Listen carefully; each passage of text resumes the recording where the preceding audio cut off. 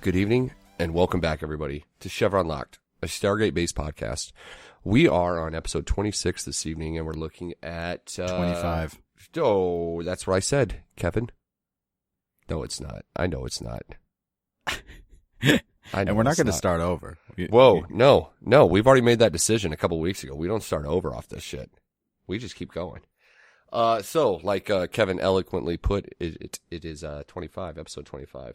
And we're looking at the first ones, Scorched Earth and Beneath the Surface. That's episodes 74, 75, and 76 of the complete run. Kevin, how are you doing tonight? I'm doing really good. I can't wait to get through this tonight. Not because they were good episodes, but just because I'm in a good mood. See, I'm in a fantastic mood also. And I agree with you. They weren't good episodes. We're going to push through these, man. I've got a little bit to say about all of them, but overall, man, I was really excited. Like when the first one started, I kind of got excited about it. I'm like, oh, this is going to be a really cool episode, and yeah, it was what it was. And that was a Peter DeLuise directed and written episode too, by the way. It did not feel like it. It really didn't. It didn't, man. It didn't. There were, I don't know. We'll get into that. So, yeah. What else has been going on, man? Adam West died. Did we talk about that last week? Oh, I don't remember. I think we might have. Who knows? I mean, my weeks are a blur at this point between updating my website and the other podcasts I'm doing. I can't keep anything straight. No, and I don't know about you, but summertime is like my busy season for work. Like that's when I get, that's when we do most of our volume. So just between work, I haven't had a whole lot of time for anything else other than fucking Stargate and work right now. Which, if that's what it comes down to, I'm okay with that necessarily. Yeah, this is the slow time at work. Nobody needs furniture this time of year. Everybody's outside. And I still got to put in 13, 14-hour days. So that's awesome. Nothing flattens your spirits like walking around an empty store for 14 hours. Oh, I'm sure, bud. I'm sure. No, actually, wintertime is our dead season. Summertime is when everybody tends to come out and they stop by the bar and, they're in good moods. They want to drink late, that type of shit. So, hell yeah. Yeah, I know. I want winter to be right now, but that's all right. So, yeah, there was something else I wanted to talk about, but I can't remember what that was at this particular moment in time, so that's okay. Adam West passed away the other week. That was about it, though, really. I mean, not that that's a small thing. That was a big, big fucking thing, But, yeah, nothing else really going on, man. They announced that premiere date for Star Trek, that new one, that fucking abomination. Oh, yeah, that they keep pushing back, Discovery.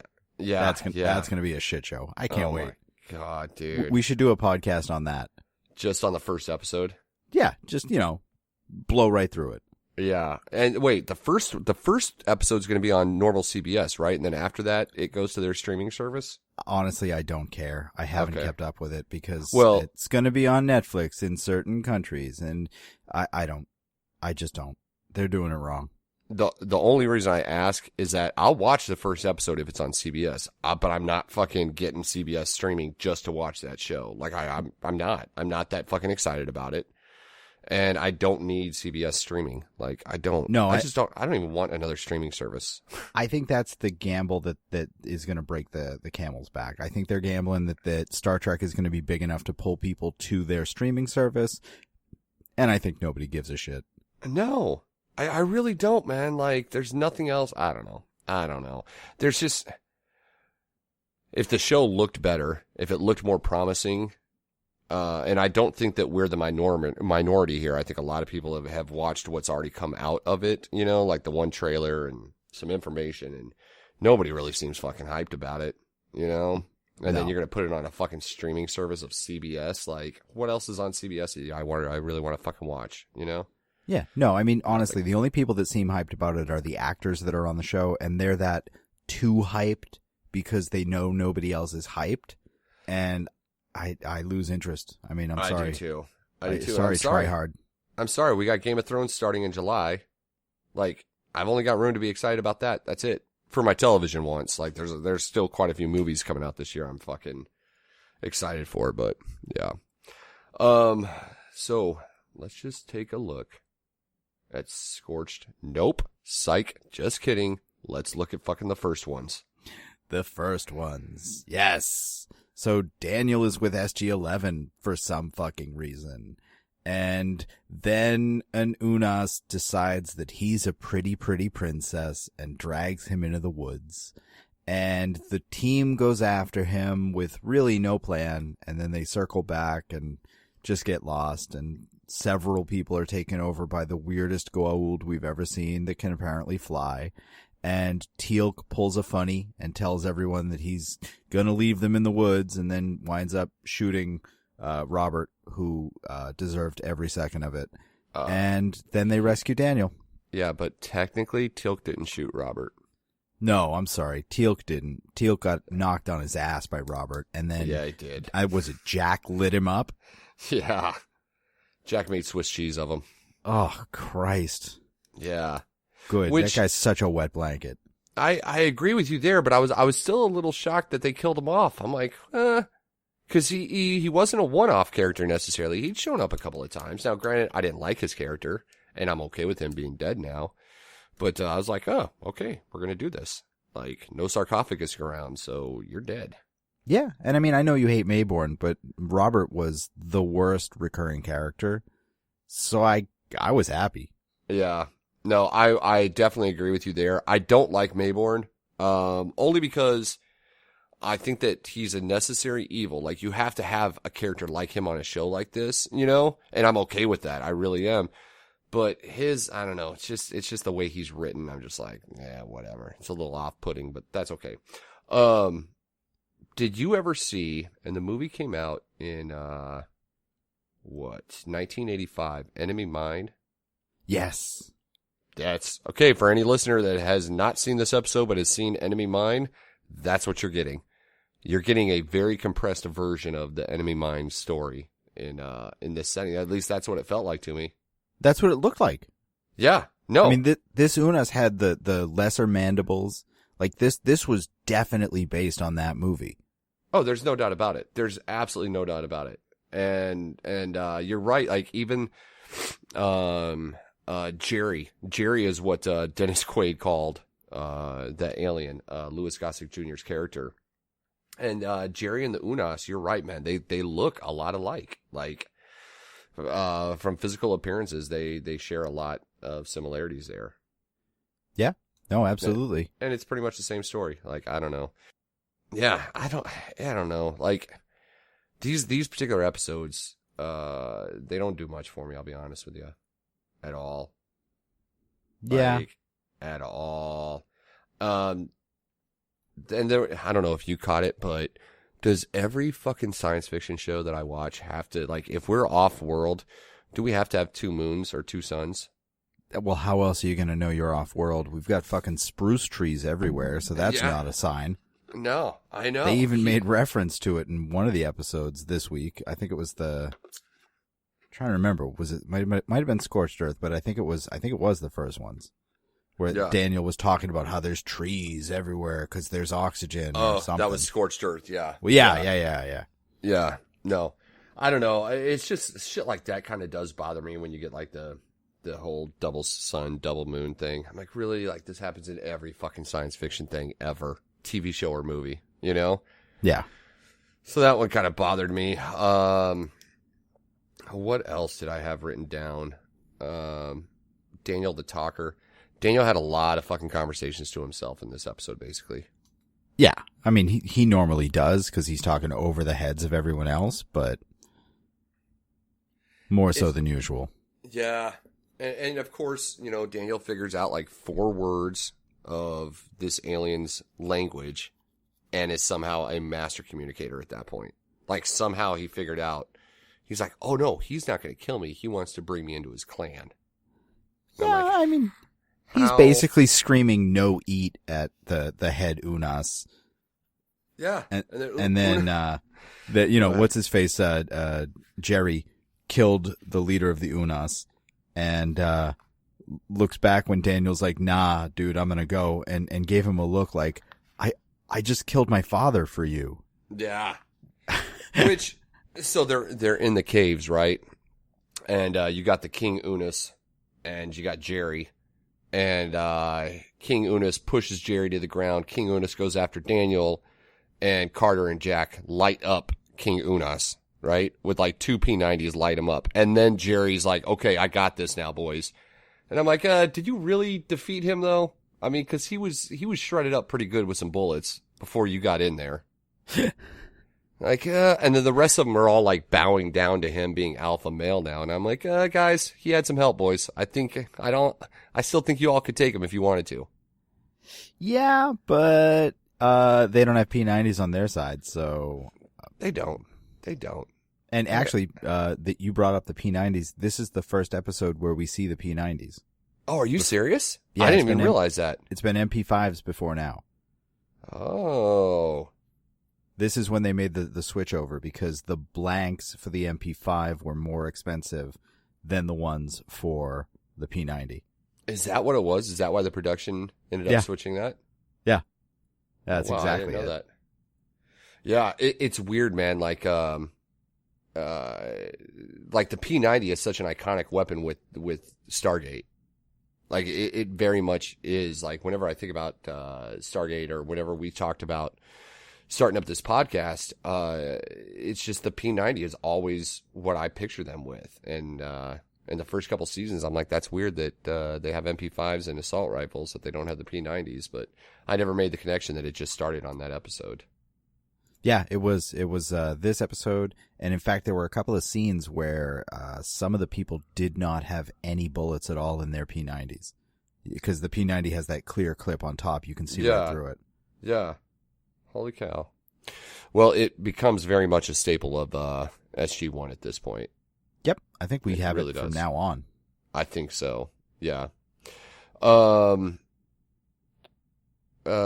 can't read my notes. Oh, yeah, that's what it was. So after King Unas got all shot up and Jerry jumps in there, that was the most epic slap fight I've ever seen. Pretty much. Yeah. They just were slapping each other. I was fairly unimpressed. No, I know. It was fine. I mean, Like, there was nothing special about that. I understand sometimes it's got to get hard to get movement in some of those suits, you know?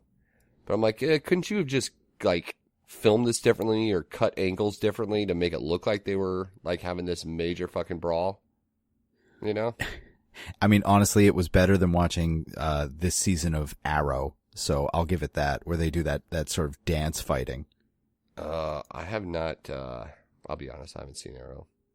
Yeah. You know what? If you ever have a chance, watch the first, 2 or 3 seasons and then walk away and pretend it ended there.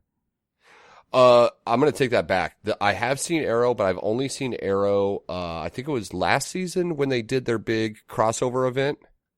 Yeah, with the Flash.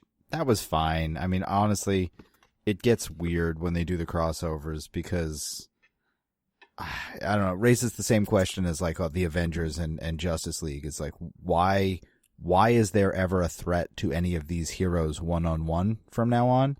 Because any of them can just call in Supergirl or the Flash. Yes. I don't have an answer for you though, sir. No, there isn't one. That's just me being picky. Oh, okay. Good. Except, well, and Aquaman now, because, Aquaman is pretty much badass now. Oh wait, that's the guy what smells like fish, right? Yeah, totally badass. I mean, he's got some seaweed in his hair. No one wants to tell him because he looks badass, but he can't fight. I can't wait to debate with you on when Justice League comes out, buddy. Oh yeah, no, I'm looking forward to that. That's going to be spectacular. Yeah, it is. So what else did you have about the first ones? What else didn't you like about this episode? I mean, honestly, I felt like all of the characters in this were just so dumb. Obviously, there's a reason he doesn't want you drinking the water, Daniel. Don't go swimming in it.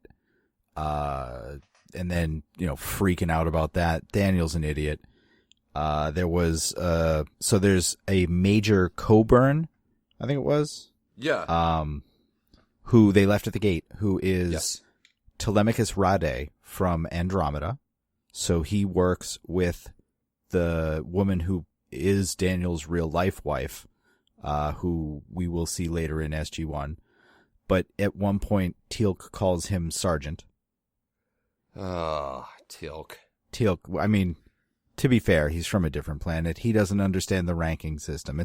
It's fine.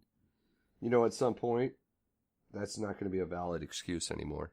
No, it's not a valid excuse now, because that's not the real answer. The real answer is that Chris Judge didn't read the script, or that What's-His-Face wrote it wrong. Yes. Or Chris Judge was just like, fuck that, I'm Chris Judge, I'll call you whatever I want. Yep, you've been demoted. Yeah. Oh, God.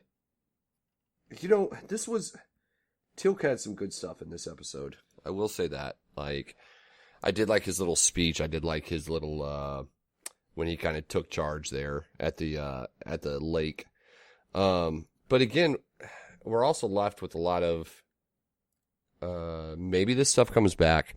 I don't know, but at the start of that episode, they were talking about how they didn't find any Naquadah in that one fossil. Yeah. And it sounded like that was kind of going to be a big deal, and then it just wasn't, I guess. Well, the no Naquadah, and I'm sure we get more on this in the future, but the no Naquadah was basically what made them dumber. The gold on that planet weren't as much of a threat because they were not Naquadah infused, and that sort of increased their intelligence. That's at least what I got from it. Oh, okay. Well, that would tend to make sense. I could see that. Yeah, I don't know. Maybe I'm making shit up, but no, I don't think you are. I'm going to go with it. No, I don't think you are. I did like that somehow the Unas were inherently, they knew that whatever was in there was bad, but they were okay with cooking it and eating it. Right? Like, that was weird to me. And apparently it wasn't so bad that he couldn't have, like, rubbed it all over Daniel's face. Like, I don't know why he rubbed it on his face. Yeah, I don't know. Here's some frosting for you. Yay! I think they're married now. I'm pretty sure they're married. He just got promised.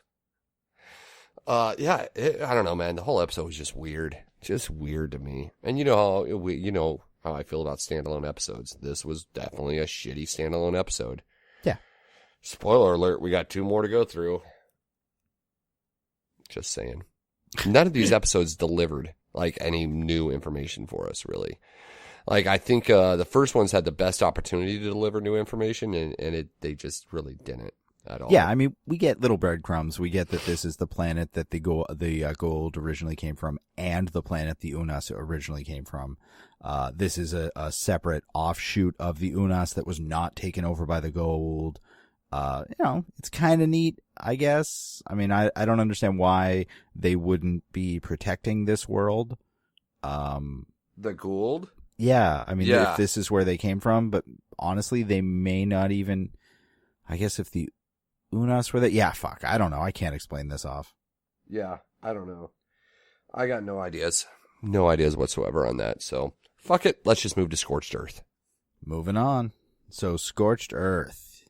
This one is nice, slow, nothing bad happens episode until, oh my god, that spaceship is destroying the entire planet. And then all these people with jaundice need to get off this planet because it's the only one they can live on for some reason, even though SG-1 is here for some reason.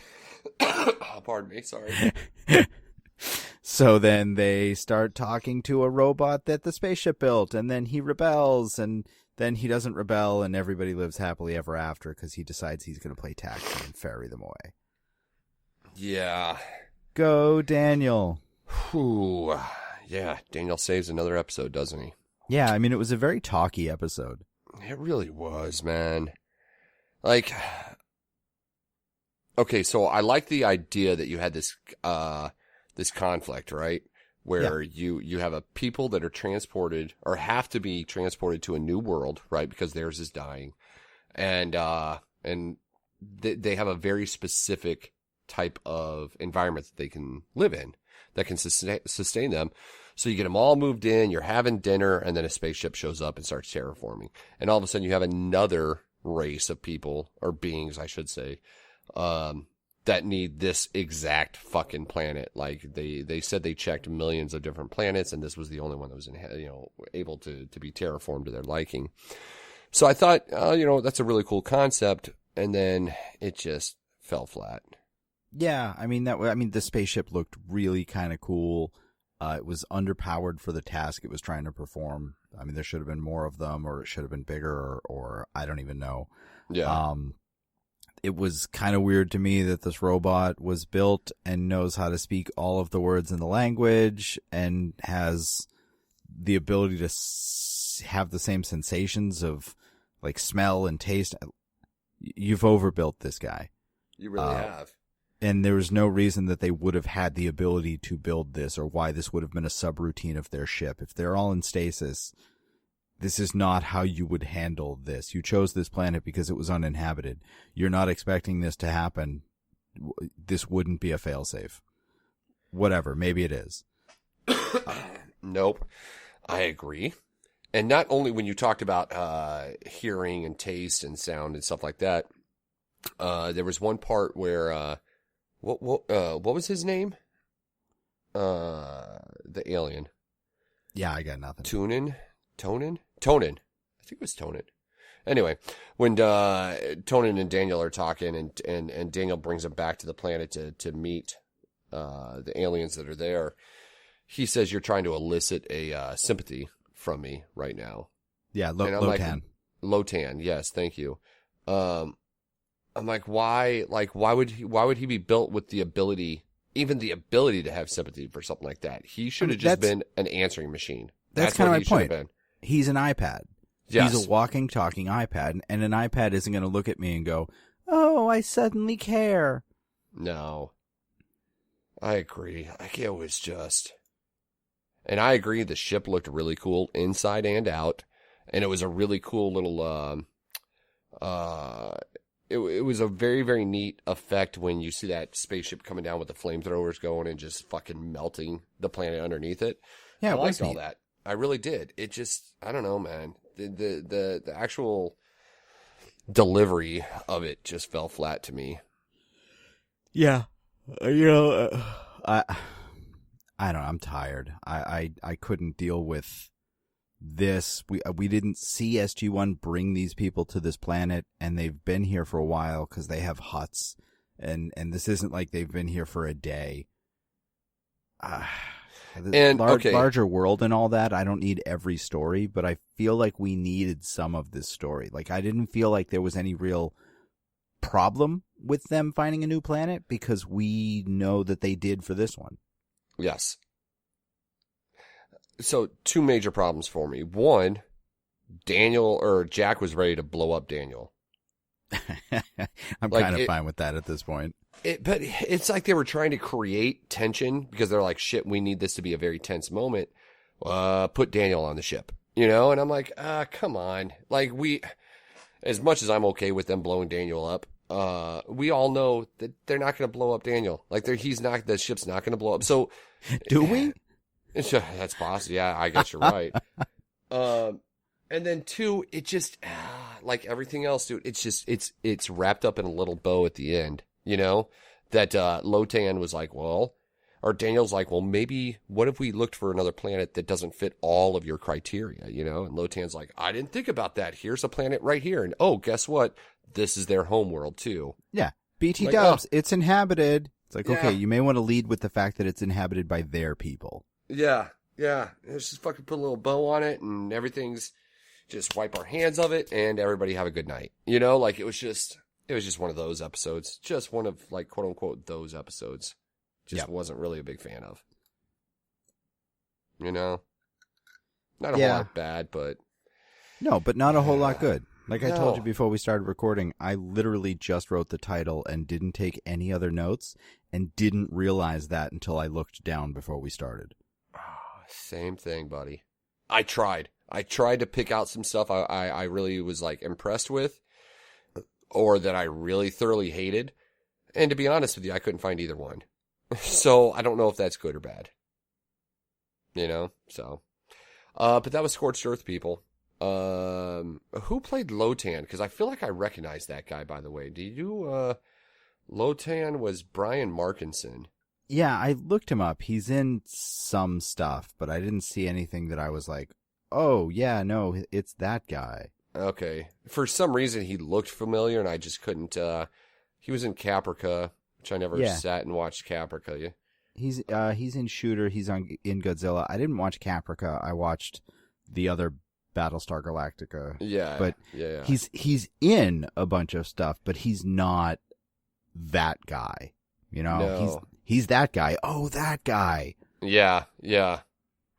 No, I agree. It looks like the most he was in fucking Mad Men, which I actually haven't watched Mad Men either. Yeah, I watched like 2 or 3 seasons and then just stopped. Yeah. I don't know, but you're right, because you look at him and you're like, man, I've seen this guy all over the place. And then you look into it and you're like, yeah, maybe I haven't. You know, just one of those guys. Yeah, he's been in like 6 faces. episodes of this and 8 episodes of that, and 1 episode here. None of it like good enough to fucking be No. memorable. Exactly. He's in 2 episodes of X-Files. He's in 2 episodes of Voyager. Yeah. You know.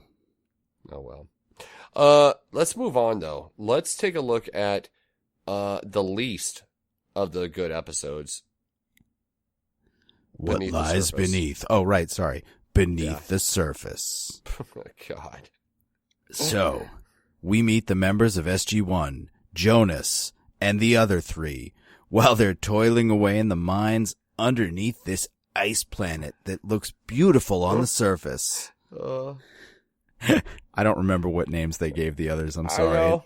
It's I only okay. remember Jonas because I know what's coming, but that's fine. Yeah, and Teal'c doesn't take well to the brainwashing and then breaks free and fights with everybody and then goes into Kel-Norim because a nap fixes everything. And they get out of it because one of the doctors there decides that they're good people and tells them who they are, and then they break shit. And the show ends. They did, man. They broke a lot of shit, but They did. And you know what? You were talking about how the other one wrapped up in a neat little bow. This one didn't. no, it definitely didn't. I agree with you there. So again, was it just me, or did you feel like you've seen this storyline before? I definitely feel like that. Yeah. I mean, this was we've even seen this a little bit in Stargate. I mean, this was a little bit of season 2. I can't think of the episode right now. The one where they were replaced by robots. Oh yeah. The better episode. Everything's better. Yeah. It had a definite flavor of that, like that sort of indoor, grimy warehouse, industrial, toiling away, no way to go home type of feel. Yeah. And Teal'c's the one that isn't susceptible to it. No, Teal'c's always the one that's not susceptible to it. Whatever that is, Yeah, exactly. It's Teal'c's. because he's got the thing in his head. Great, I get it. Find something else. Yep. Junior's been saving his ass for far too long. Yeah, exactly. So, it was though. Again, I liked the idea of the episode. I really, really did. I thought it was a cool episode that SG-1, they dial up at a gate address. They go in there. They see this city. They get like these little inclinations that something's not right. They find out that they're right, that something isn't right, that they're using slave labor underground, and then they get sucked in and their brains are wiped. And I think it's a really cool concept. I really do. Just didn't really work out that well, I don't think. No, I mean, it was such a thin veneer keeping these people from the city too. Just that like skylight that looked like ice, and one bullet shatters it and blinds the entire congregation because everyone's looking up at it. Yeah. Which, side note, wouldn't that would really fuck your day up? Oh yeah, no, all of those people are dead. Like that shattered. That was so far away that shattered into sheets of glass that are like 5 and 6 feet and weigh 100 pounds each. Yeah. You're dead. Yeah. Sorry. I mean, Jack pulled out his Nintendo Zapper and he shot that thing. The weakest fucking gun ever. It was actually a Nintendo Zapper that was painted. Are you serious? Yeah, go back and look. No, I just, once you said that, I was like, yes, it was. I even Googled it. I was like, this can't be. I'm misremembering. It can't just, no, it's that. It's exactly that. Yeah, dude. I don't know. It was, so let me ask you this. Were the people that were there, was everybody there mind wiped? Or was that like the criminals of the city and then they were mind wiped and then brought down? I'm pretty sure, because he was like, oh, we have no crime now. Oh, we can't let them up. They're not going to integrate. Well, you know what? Integrate them. If you can do this mind wipe thing, tell them, listen, you were someone else before. We can make you someone else again. Do you want to be Judy from accounting? And then just, mind wipe them and make them Judy from accounting. As long as you're not Susan. Right. Not all of them, because it would get confusing if there were, 600 Judys from accounting, but you get the gist. Well, I don't know. That's how I kind of pictured it, right? Was that that these were the criminals and they mind wiped them. But then somebody made reference about those people had been down there all their lives, like they were born down there.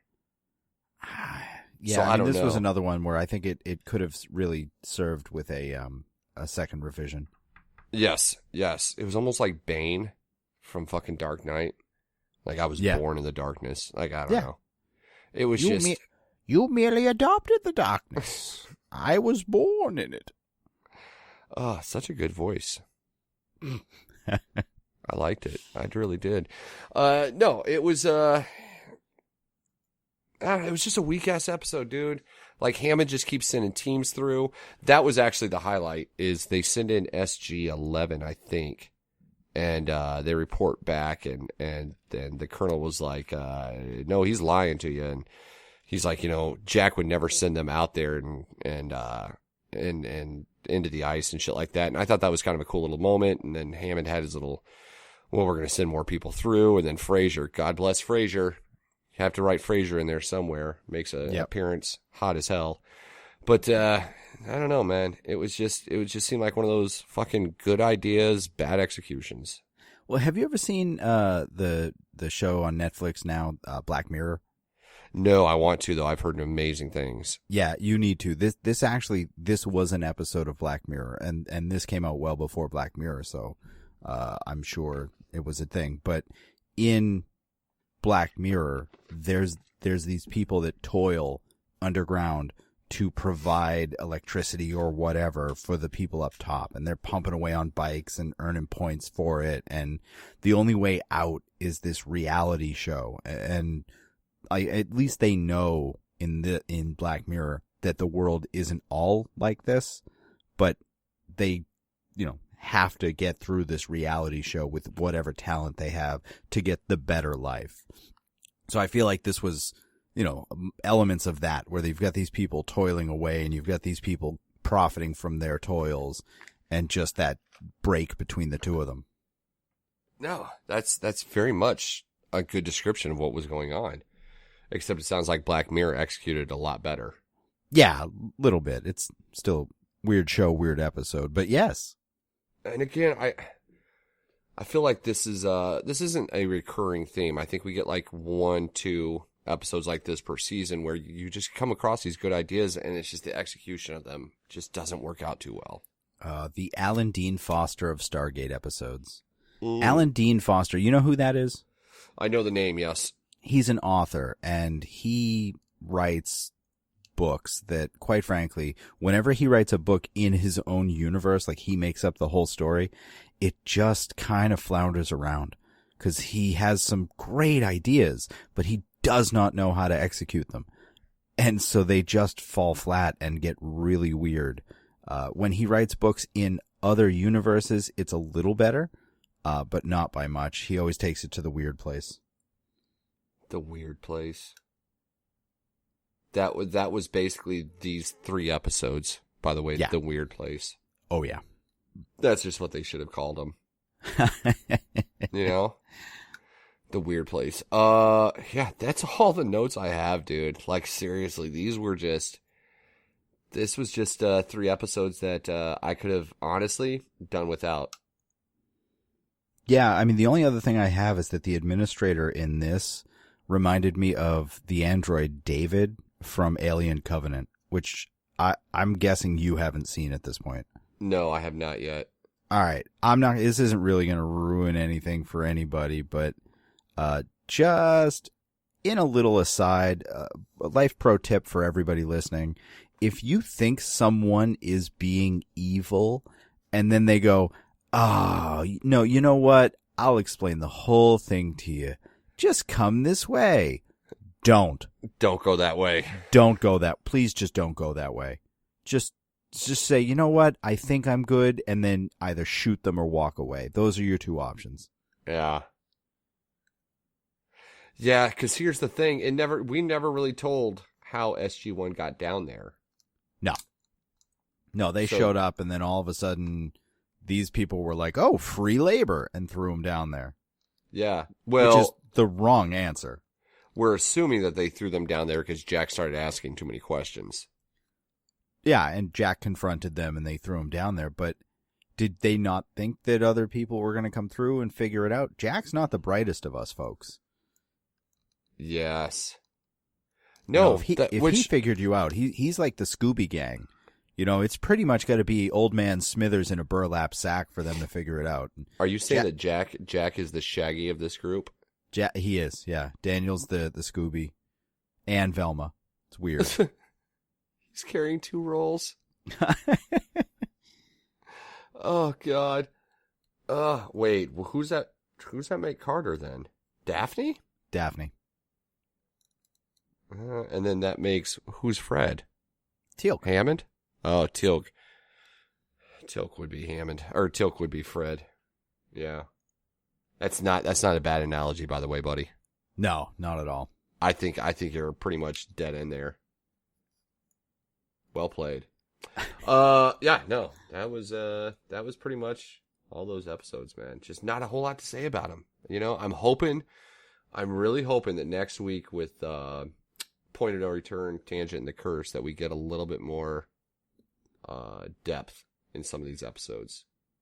Yeah, I'm hoping. I don't remember much from any of those without really delving into it, so I got my fingers crossed. But I'm always excited. Like these were not the best episodes, but it's still fun to watch Stargate. Hey, every good series can't have great episodes every episode. No, you know, for a show that went on for as long as this did, you know. And you could pick apart any show that had any longevity. You know, you look at Next Generation or Voyager or fucking, I don't know, what else? Quantum Leap. You know, like there's just, they can't, every episode can't be a fucking gem.